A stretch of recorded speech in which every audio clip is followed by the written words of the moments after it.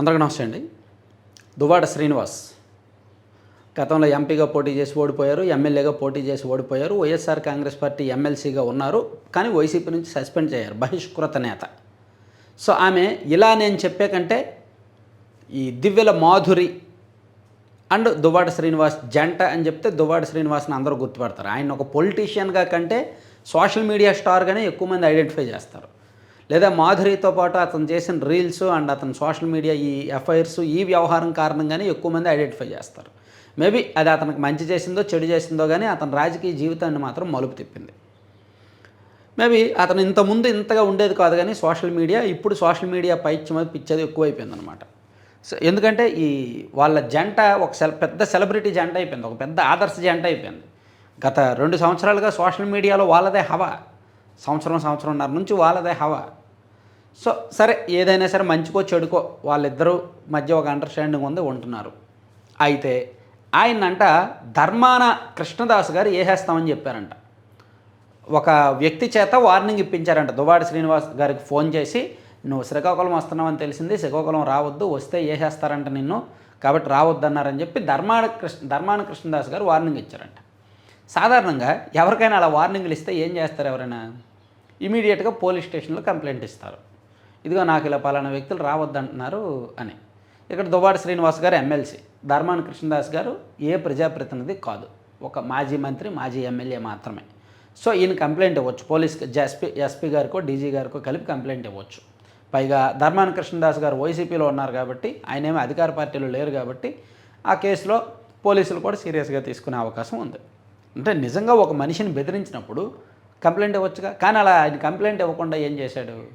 అర్ధరాత్రి వేళ హైవే పక్కన కారు ఆపి, తను ప్రయాణిస్తున్న కారు హైవే పక్కన ఆపి ఒక సోషల్ మీడియాలో వీడియో తీసి రీల్ తీసి పోస్ట్ చేశాడు. అంటే సోషల్ మీడియా పిచ్చి. ఒక పొలిటీషియన్ కూడా సోషల్ మీడియా పిచ్చిలోకి దిగిన తర్వాత తన ఏ విధంగా ఆ అవకాశాన్ని వాడుకుంటాడు, సోషల్ మీడియా ఉనికి కోసం వాడుకుంటాడు అనడానికి ఇది ఉదాహరణ.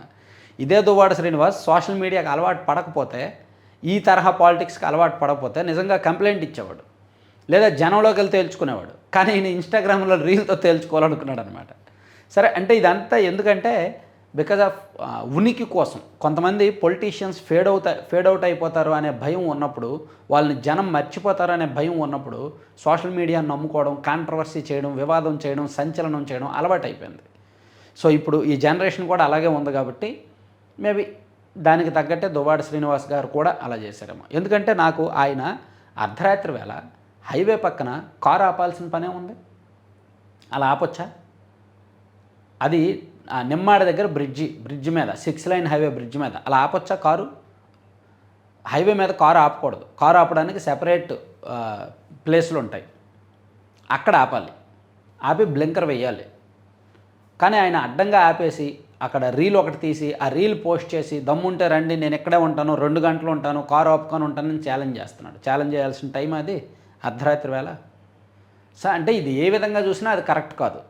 పొలిటికల్గా తను డీల్ చేయాల్సిన విధానము కరెక్ట్ కాదు, ఆ ప్లేసు ఆ టైము ఆయన డీల్ చేసిన విధానము కరెక్ట్ కాదు. కానీ ఆయన సోషల్ మీడియాలో ఉనికి కోసం ఏదో ఈ మధ్య మరీ ప్రజలకు దూరం అయిపోతున్నాడు కాబట్టి ఏదో ఓవర్ యాక్షన్ చేశాడేమో అనిపించింది. నిజానికి శ్రీకాకుళం జిల్లాలో అంత సీన్ ఉండదండి. పొలిటీషియన్స్కి అంతా కూడా నువ్వేం తిన్నావు నేనేం తింటాను, మేము అధికారంలో ఉన్నప్పుడు మేమెంత తిన్నాము నువ్వెంత తిన్నావు అంతే తప్ప ఒకరి మీద ఒకరు కేసులు పెట్టుకోరు, ఒకరి మీద ఒకరు సవాలు చేసుకోరు. ఒకరి మీద ఒకరు సవాలు చేసుకున్నా అదే ఆ మీడియా ప్రకటన వరకే పరిమితం అవుతుంది తప్ప లోపల అందరూ ఫ్రెండ్సే. లోపల అందరూ కూడా అంతర్గతంగా మాట్లాడుకుంటారు, పంచుకుంటారు, షేర్ చేసుకుంటారు, అప్పుడప్పుడు కలుసుకుంటారు, ఇవన్నీ జరుగుతాయి. శ్రీకాకుళంలో అంత కక్షపూరిత రాజకీయాలు ఉండవు. ఏదో పల్నాడు లాగానో రాయలసీమ లాగానో అంత కక్షపూరిత రాజకీయాలు ఉండవు.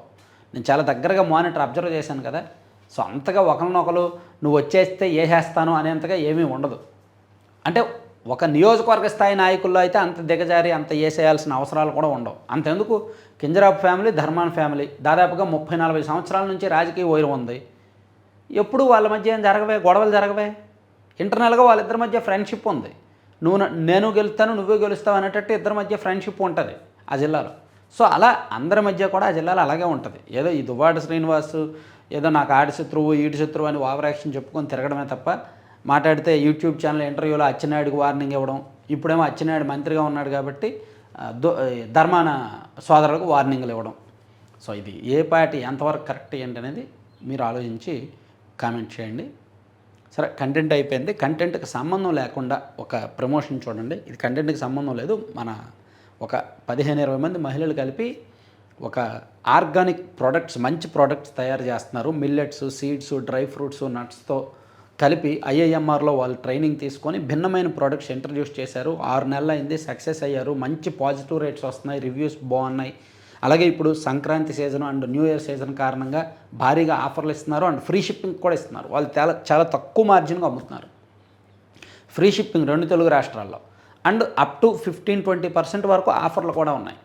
సో మీకు కావాలి అనుకుంటే వాళ్ళ దగ్గర ఉండే మిల్లెట్స్ అండ్ డ్రై ఫ్రూట్స్ సీడ్స్తో తయారు చేసే లడ్డూలు బుక్ చేయొచ్చు, లేదా హాట్ స్నాక్స్, మిల్లెట్స్తో చేసే హాట్ స్నాక్స్, లేదా protein powder, ABC powder, moringa పొడి, జామాకు పొడి, dry dates powder, wheat sprouts powder, ఇలా హెల్దీ పౌడర్స్ అనేకం ఉంటాయి. అవైనా సరే మీరు టేస్ట్ చేయొచ్చు. లేదా వీళ్ళ దగ్గర veg and non veg pickles ఉంటాయి అండ్ రకరకాల కస్టమైజ్డ్ ప్రోడక్ట్స్ కూడా ఉంటాయి. ఏం కావాలన్నా సరే ఆర్డర్ చేసుకోండి. laddupallam.com సైట్ విజిట్ చేయండి, లేదా 9997839994 నెంబర్కి కాల్ చేసి ఆర్డర్ చేసుకోవచ్చు.